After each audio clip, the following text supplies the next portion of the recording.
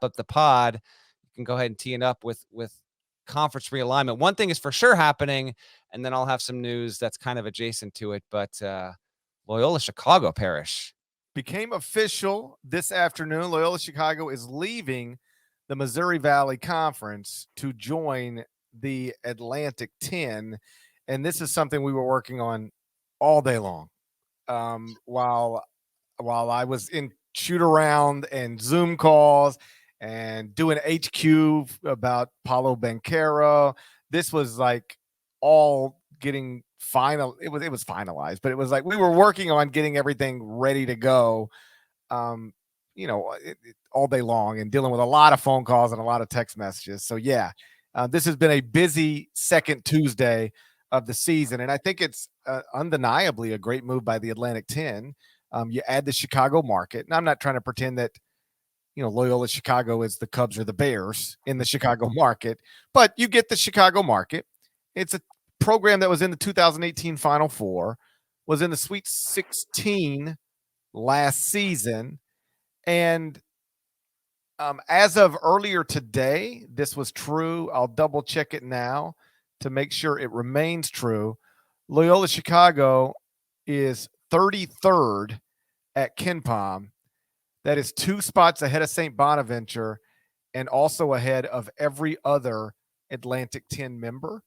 So you are adding a basketball program that is, in this moment, a better team, according to at least one computer formula, than any current member you got. And that's great for the A10. And for Loyola Chicago, you finally, you get into a multi-bid league. And I know that was one of the real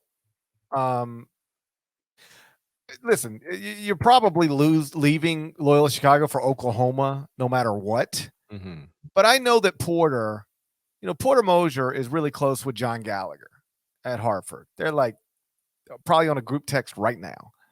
And I know John had said publicly, and it's the only reason I'm repeating it, had said publicly many times, the nature of the one bid league is probably going to be the reason, or at least among the reasons, Porter leaves Loyola Chicago someday. He would say this before Porter left because he's got obviously good teams. Computer number's great. If you lose the wrong game at the end of the season, you might not get in the NCAA tournament. And that's a hard way to live.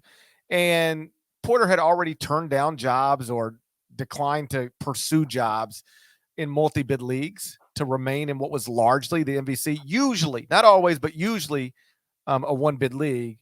And now the year after, really just several months after Porter Moser leaves Loyola Chicago, Drew Valentine will soon be coaching next year in Loyola Chicago in a multi-bid league. And that's a good thing for the Ramblers. It's a good thing for Sister Jean. I'm not convinced this is going to be a good thing for Loyola Chicago big picture. Maybe it will be, but in having conversations about this today, as it was heading toward it, then it gets announced. And then afterward, a couple people say, what are they trading in for? They're going to get more money as an institution. They're going to be in a better league. But are they going to be in a position? And so a lot of this will be how good Drew is. We don't know. They're off to a nice start. In Loyola Chicago's first game of the season, Drew Valentine coached a Loyola Chicago team that hit more threes in a single game than it ever had done in program history. So they're off to a plenty nice start, and they're highly rated, and we'll see. If he's the guy, then maybe they can navigate into the Atlantic 10. And I think the fair objective goal for Loyola Chicago when you make a move like this into what's now going to be a 15-team league, and I'll get to that in a second, is you want to be maintaining a status in the top 6. I think that's fair. Top 6 of the top 15. You're in the top 40% of that league. Okay. There's no guarantee that'll happen. I'll remind people that Loyola Chicago joined the Valley in 2013. Okay. Before that, they were in the Horizon. And the 2 years before they joined the Valley, they were a combined 6-28 in league play. 7-23 2 years before they did that. Porter Moser's first 2 seasons there. So that, he was taking over a little bit of a rebuild, but they weren't a great program. And there was some skepticism when they joined the Valley if they'd be able to be, anything better than a middle of the pack kind of program. Porter made them that, and the A10 is capitalized in many ways. I was able to visit that campus for the first time this summer. I went to a buddy's wedding in Chicago, and when I walked around with Drew, I was saying, listen, man, I know like you just made a Final Four and are coming off a Sweet 16 appearance, and so a lot of this stuff has like been upgraded. They have a facility that's I think less than 2 years old. It's awesome, right? But as I'm walking around, I'm like, you're in Chicago, you're right on the lake. I'm like, I don't understand how Loyola Chicago has not been a significant mid-major power like dating back to the 80s and 90s. There's so many advantages there. So I think a lot of that will play into what they do in the A10. But when it was in the horizon, under Ken Burmeister, Larry Farmer, Jim Whitesell, there weren't NCAA tournament appearances there. So they are leaving a very good situation for one that might not suit them better long term. Agree or disagree? I mean, as always, we'll see. But how about this? I don't know how it'll turn out. I don't think you can turn down the opportunity. It's hard to turn down this opportunity. You're absolutely right about that. Now, the league is going to stay. Parrish and I both talk with sources on this. We're told the A10 is staying at 15 teams. So in doing this, until the SEC bloats to 16, the A10 will tie the ACC to have the largest inventory of schools at 15 apiece there. Obviously, when we get word that this is going to be happening, the curiosity is, okay, is the A10 doing this to kind of get ahead of things? From everything, I trust the sources I spoke to, and that's just not the case. I obviously knocked on some doors to check in with the Big East, because if the A10 is going to lose a school, you would think it would be losing it to the Big East, but that's just not the case. I am told that the Big East is not actively pursuing and trying to add to its league the likes of St. Louis, Dayton, or VCU, which would really be the only three candidates.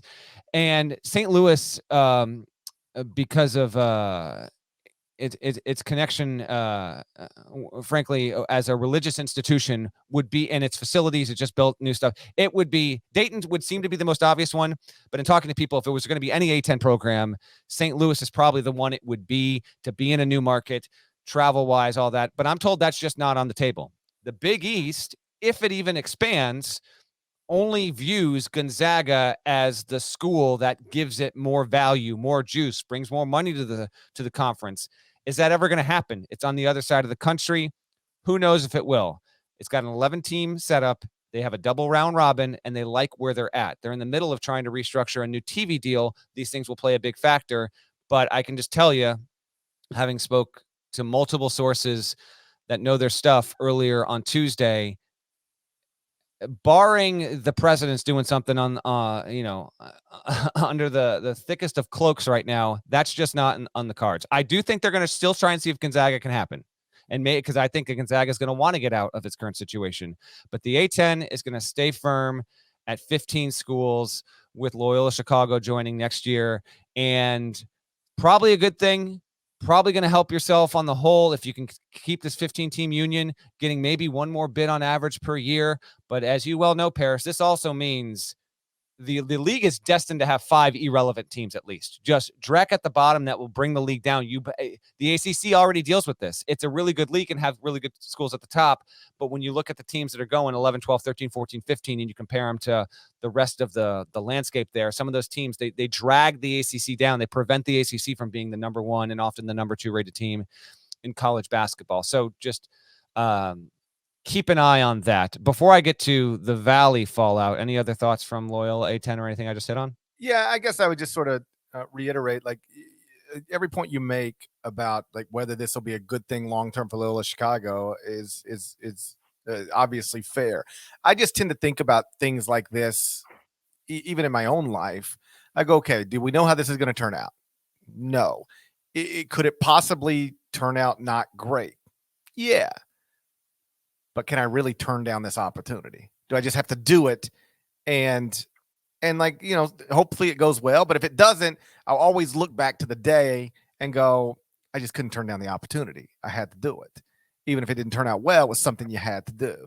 And I think that's the situation Loyola Chicago finds itself. If the A10 is willing to take you for all the reasons we've already stated, whether it will turn out well or not forever remains, or at least in this time, is undeniably undetermined. But this is not something you could reasonably pass on. And so they were anxious to do it, happy to do it, and now they'll hope for the best.